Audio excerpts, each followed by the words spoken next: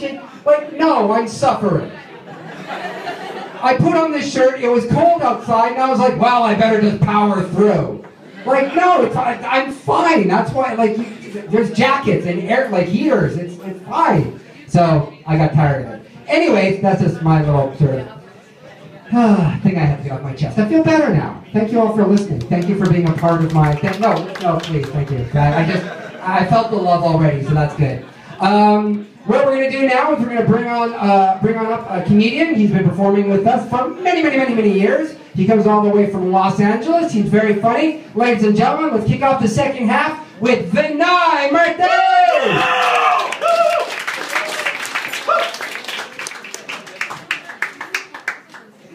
Hey everyone, how you doing?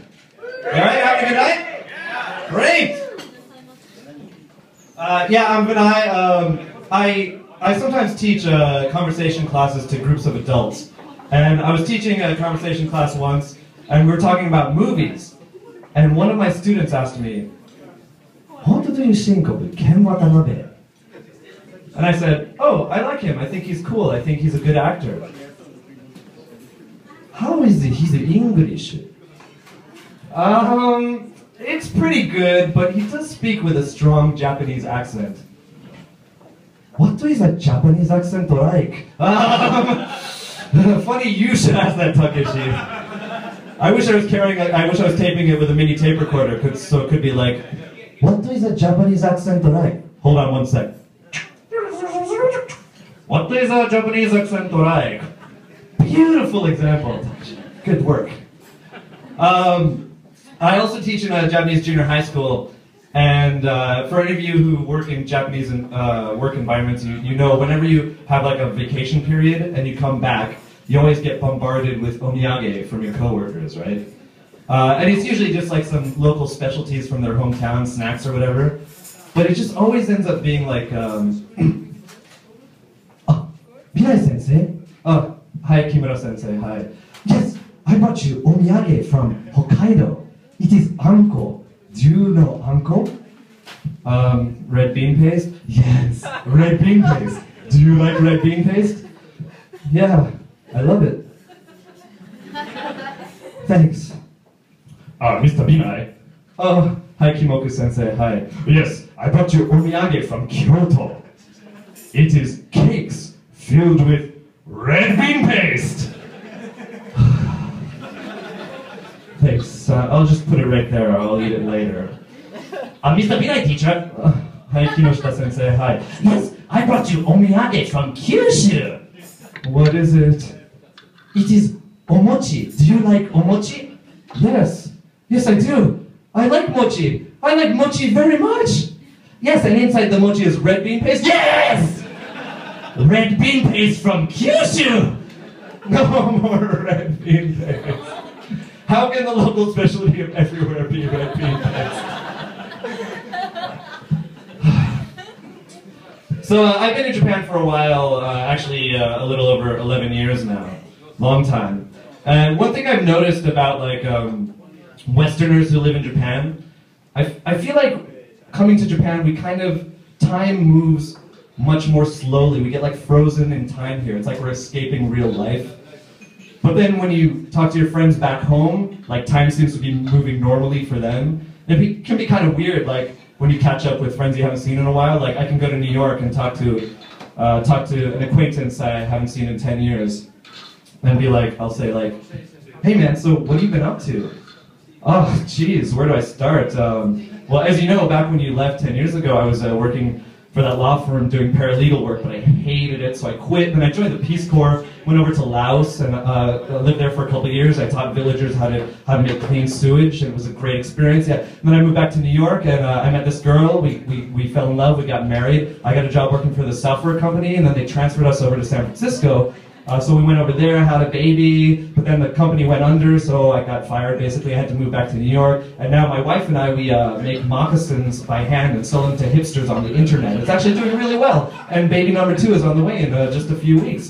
What about you, Vinay? What have you been up to for the past 10 years? Oh, I've been doing a lot of karaoke. That's great, that's awesome about the wife and the business and the kids and everything, but I can fucking nail Glory of Love by Peter Cetera. We both have our accomplishments, is what I'm saying. Like a knight in shining armor from a long time ago. Karate Kid 2.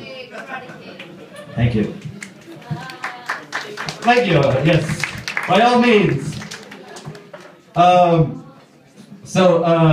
I was riding the Yamanote line one day, and this is a true story. I was sitting in the car, in the seats closest to the next car over, and when I looked over to the next car, I saw a group of foreign women, 4 of them, and they were all speaking in sign language. And I thought this was so interesting. Like, you know, they're having this really animated conversation in sign language, and I was just, what is their deal? Like, are they, like, is one of them deaf, and so the rest of them are such good friends that they all learn sign language so they can communicate? But they were all white, and so I was like, I don't know, are they all deaf, but is there like a white deaf person's conference in Tokyo that I don't know about, you know? I was so fascinated that I actually, at the next stop, I got off my car and moved over to their car so I could be closer to them because I was so curious. And when I did so, I discovered that they weren't deaf at all. They were all just Italian. Vediamo, Simone, Simone, Simone, Simone, Simone, Simone, pazzi, puzzi, pozzo, pazzi, puzzi, pozzo, pazzi, puzzi, pezzi, pozzo. I guess that should have been the giveaway, I think. I was walking in Shibuya Station one day, and I was walking up the stairs, and walking up the stairs above me was this high school girl. And she was doing that thing that, you know, girls do, where she was holding her skirt close to her legs to prevent dirty old men from sneaking a peek. But the thing is, this girl was not cute. She was like chubby, she had acne, glasses, just all around frumpy.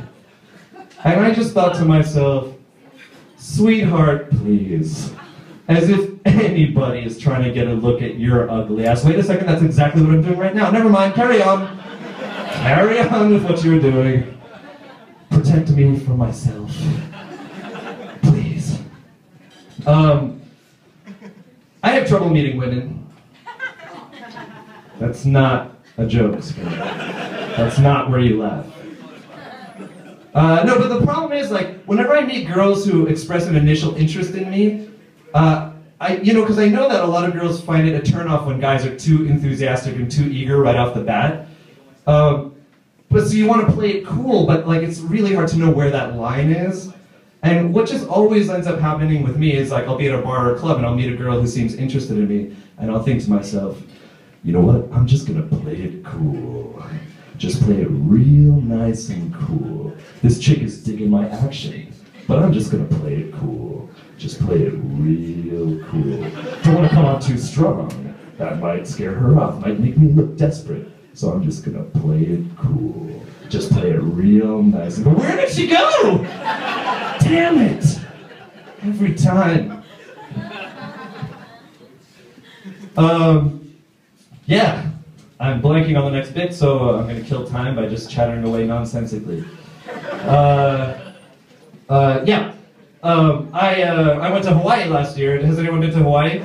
Yay! Couple people. So you know it's nice, it's lovely, it's beautiful and everything.